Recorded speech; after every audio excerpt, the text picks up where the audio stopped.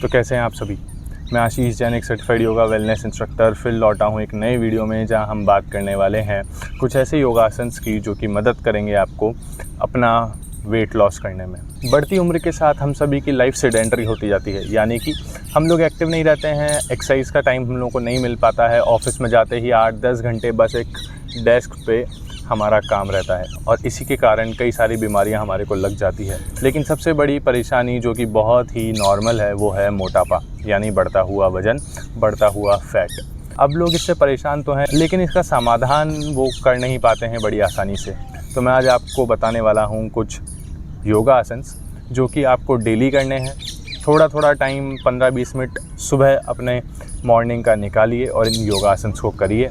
ये कुछ मदद कर पाएंगे आपको अपना वेट लॉस करने में। तो मैं कुछ बताऊंगा योगा आसन्स जो कि आपको करने हैं, जो कि बहुत ही ज़्यादा फ़ायदेमंद हैं आपका वेट लॉस करने में। और मैं आपको साथ में ही बताऊंगा किन लोगों को ये अभ्यास नहीं करने हैं और क्या क्या इनके फ़ायदे और हो सकते हैं। तो आइए शुरू करते हैं हमारा आज का योगा अभ्यास। तो सबसे पहले हम बात करेंगे नौकासन की। नौकासन कैसे करते हैं देखिए, बिल्कुल इस तरीके से आप बैठे हुए हैं, पीछे अपना बॉडी वेट डाल के दोनों पैर ऊपर करके और हाथ बिल्कुल सामने ऐसे पैरेलल पैरों से।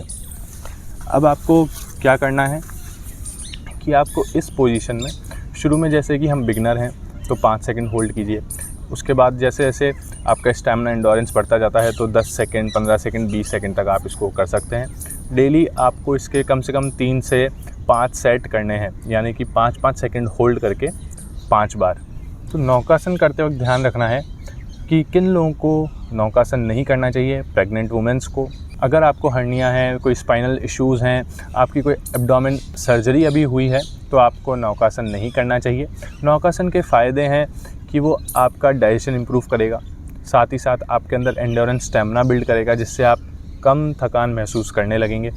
बढ़ती उम्र में कई बार मैंने ऐसा देखा है कि लोग सीढ़ियाँ चढ़ते हैं तो उनको हाँफनी आ जाती है, ऐसा लगता है कि वो थक रहे हैं।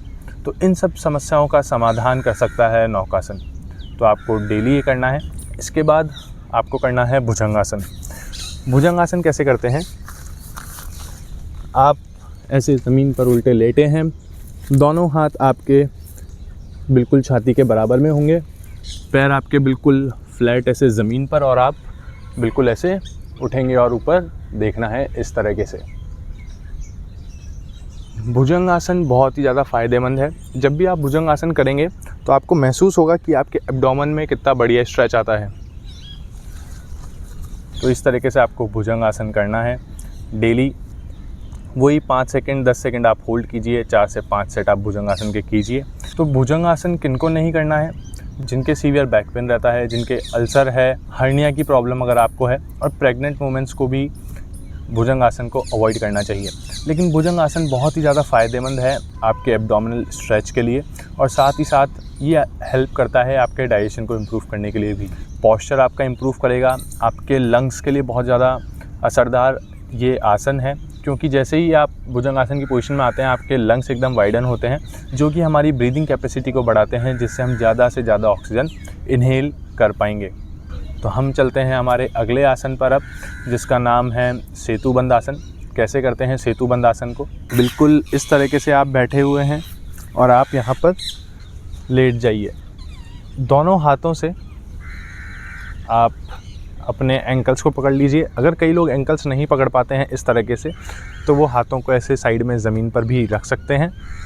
दोनों हाथों को एंकल्स को पकड़ के और अपनी बैक को ऊपर उठाइए, बिल्कुल इस तरीके से, जितना भी ऊपर आप उठा सकते हैं।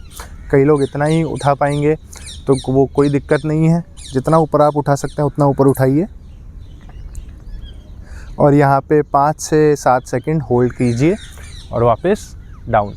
ये 5 से 7 सेकंड के आपको कम से कम 4-5 रेपिटेशंस करने हैं डेली। किन लोगों को सेतुबंद आसन नहीं करना चाहिए, प्रेग्नेंट वुमेंस को नहीं करना है। सीवियर बैक पेन अगर आपको है, कोई आपके स्पाइनल इश्यूज़ आपके मेजर हैं, स्लीप डिस्क वगैरह जैसी बीमारियां अगर आपको है, तो आपको सेतुबंद आसन अवॉइड करना चाहिए। ये काम करता है आपके पॉस्चर को सही करने के लिए, ये स्ट्रेंथ बिल्ड करेगा आपके एब्डोमेन में, और साथ ही साथ ये आपके बैक के लिए भी बहुत ज़्यादा अच्छा है, क्योंकि ये कर्व दे करके बहुत ही ज़्यादा फ्लेक्सिबिलिटी हमारे स्पाइन की इंक्रीज़ करता है। तो आइए अब हम चलते हैं हमारे अगले आसन में, जिसका नाम है उत्तान पादासन। कैसे करते हैं इसको? आप नॉर्मली दंडासन में बैठे हैं, यहाँ से आप ज़मीन पर लेट जाइए। उत्तान पाद आसन का मतलब है उत्तान यानी ऊपर, पाद यानी कि पैर, यानी कि पैर इस तरीके से ऊपर उठा लीजिए और ये जो अपने टोज़ हैं इनको अपनी तरफ पुल कीजिए, बिल्कुल इस तरीके से दम लगा के, ताकि आपके पूरे पैर सीधे हो जाएं। 5 से 6 सेकंड आप इसी पोजीशन में होल्ड कीजिए और वापस डाउन, इस तरीके से वापस एक बार।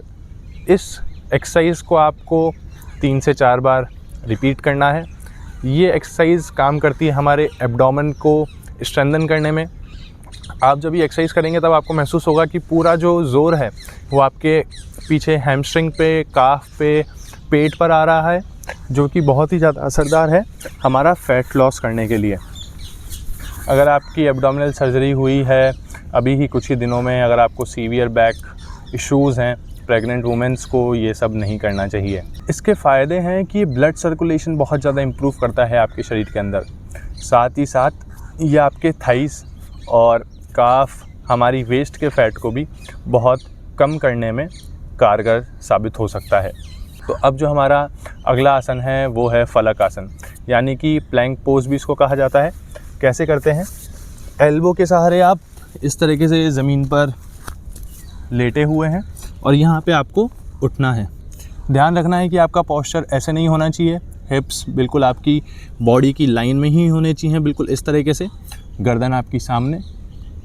यहाँ पे आपको 5 से 10 सेकंड होल्ड करना है बिगनर लेवल पर, और जैसे जैसे आपका स्टैमिना एंड्योरेंस बढ़ते जाए आप अपना टाइम इंक्रीज़ कर सकते हैं होल्ड करने का। ये बहुत ही ज़्यादा इफ़ेक्टिव एक्सरसाइज है आपके एब्डोमेन्स में स्ट्रेंथ बिल्ड करने के लिए। आपने किसी भी बॉडी बिल्डर को, कहीं भी एथलीट्स को देखा होगा तो वो सब लोग फलक आसन करते हैं, क्योंकि ये स्ट्रेंथ डेवलप करता है आपके पेट के अंदर। आपने कभी भी देखा होगा बचपन में भी, जब हम दौड़ते थे, कहीं तेज़ भाग लिए, तो जो दर्द होता था वो पैरों में नहीं होता था आसानी से, लेकिन पेट में दर्द होता था, यानी कि एब्डोमेन में। एब्डोमेन में स्ट्रेंथ बिल्ड करता है फलक आसन यानी प्लैंक पोज। आप कीजिए इसको, ये फ़ैट लॉस करेगा आपका 110%, बहुत ही ज़्यादा कारगर है। 5 से 10 सेकंड आप जितना इसको होल्ड कर पाएँ स्टार्टिंग में उतना होल्ड कीजिए। 4 से 5 राउंड इसके कीजिए, आपको बहुत ही ज़्यादा फ़ायदा इसका देखने को मिलेगा। लेकिन अगर आप ऐसे बैलेंस नहीं बना पाते हैं, पोस्चर नहीं रख पाते हैं, तो आप इसको अवॉइड भी कर सकते हैं, क्योंकि बढ़ती उम्र के साथ हमारी मांसपेशियाँ, हमारी बोन्स भी वीक हो जाती है। तो आप रिस्क ना लें और ऐसे आसन को अवॉइड कर सकते हैं। लेकिन पहले जो मैंने आसन बताए, उत्तान पाद आसन, भुजंग आसन, नौकासन, सेतुबंद आसन, ये सभी आसन आप कर सकते हैं। और सबसे आखिरी में है सूर्य नमस्कार। सूर्य नमस्कार आपको ज़रूर करना चाहिए। 10 राउंड, 15 राउंड, 30 राउंड, जितने भी आप कर पाएँ। स्टार्टिंग आप 11 राउंड से कर सकते हैं, 10-11 राउंड आप कीजिए, ताकि आप धीरे धीरे उसके हैबिचुअल हो जाएं, धीरे धीरे आपकी बॉडी में स्टैमिना डेवलप हो, और फिर उसको बढ़ाते रहिए। आपने एक हफ़्ते 11 राउंड किए, फिर अगले हफ़्ते आप 15 पे चले गए, अगले हफ़्ते 20, इस तरीके से आप कर सकते हैं। और कुछ चीज़ें हैं जो आपको अवश्य करनी चाहिए, जैसे कि प्राणायाम, कपालभाति प्राणायाम आप ज़रूर करें। नाड़ी शोधन प्राणायाम आप करें, जो कि आपके शरीर में स्टैमिना बढ़ाएगा, एंड्योरेंस क्रिएट करेगा, जिससे आपको फ़ायदा मिलेगा इन आसन्स को और ज़्यादा देर तक होल्ड करने में। नौकासन, उत्तान पादासन, फलक आसन आप ज़्यादा देर तक होल्ड कर पाएंगे, क्योंकि नाड़ी शोधन प्राणायाम भी एक बहुत अच्छी योग क्रिया है जो कि आपका स्टैमिना और एंड्योरेंस बिल्ड करता है। अब बात करते हैं खाने की, क्योंकि सिर्फ एक्सरसाइजेस करना ही काफ़ी नहीं है वेट लॉस करने के लिए। तो खाने में आपको ध्यान रखना है कि आप तला भुना खाना कम खाएं। कोशिश करें कि आप शाम को जब भी डिनर खाएं वो 8 बजे 9 बजे के पहले ही खा लें। इससे ज़्यादा लेट अगर आप खाएंगे फिर हम लोग सो जाते हैं, तो डाइजेशन हमारा बहुत ज़्यादा वीक होने लगता है, क्योंकि प्रॉपर टाइम नहीं मिलता है डाइजेशन के लिए। आपने खाना खाया, सेडेंटरी लाइफस्टाइल, आप सो गए एकदम उसके बाद, तो खाना पचा ही नहीं। ये बहुत ज़्यादा दिक्कत वाली बात है हमारे आज की लाइफस्टाइल के लिए, क्योंकि हमारे को टाइम नहीं मिलता है जल्दी खाना खाने का। ऑफिस से लेट आते हैं तो खाना लेट खाते हैं, ऑफिस में थक जाते हैं तो खाना खा के सो जाते हैं। ऐसा मत करिए। कोशिश करिए कि आप खाना जल्दी खा लें, जितना भी पॉसिबल हो पाए। आप एक नियम ले लीजिए कि भाई मैं 8:30 के पहले ही खाना खाऊंगा। 8:30 से अगर मैं लेट हो गया तो मैं खाना नहीं खाऊं, कुछ हल्का फुल्का खा लूँ। मखाने आप खा लीजिए, केले के चिप्स वगैरह आते हैं, जो भी आप मतलब फलाहारी जो चीज़ें होती है जो कि लाइट हो एकदम आपके शरीर के लिए, और अन्न ना हो उन चीज़ों में। कोशिश करिए कि आप जब रात को डिनर कर रहे हैं तो बिल्कुल हल्का भोजन खाइए, और घर पे हों तो आप हफ्ते में 2 दिन कम से कम उबली हुई सब्ज़ी खाना चालू कीजिए। स्टार्टिंग में मैं बोल रहा हूँ कि आपने एक दिन आज उबली हुई लौकी खाई, 3-4 दिन आप जो नॉर्मल खा रहे हैं वो खा लीजिए। स्टार्टिंग में मैं नहीं कहूँगा कि आप एकदम से डाइट चेंज कीजिए, क्योंकि बहुत ज़्यादा मैं मानता हूँ कि कठिन हो जाता है, मुश्किल हो जाता है एकदम से अपना टेस्ट चेंज करना, कंट्रोल रखना खुद पे। तो आप धीरे धीरे इसको कीजिए। महीने भर के अंदर ही जब इसका फ़ायदा देखेंगे कि भाई मैंने उबली हुई सब्ज़ी खाई थी रात को, तो आज मैं कितना लाइट फ़ील कर रहा हूँ, मेरा डाइजेशन एकदम सही है, मुझे कोई कॉन्स्टिपेशन की समस्या नहीं हुई, एक्सेट्रा एक्सेट्रा, तो आपको खुद ही लगेगा कि हाँ, मुझे उबला हुआ खाना खाना चाहिए। आशा करता हूँ आपको मेरा आज का वीडियो पसंद आया होगा।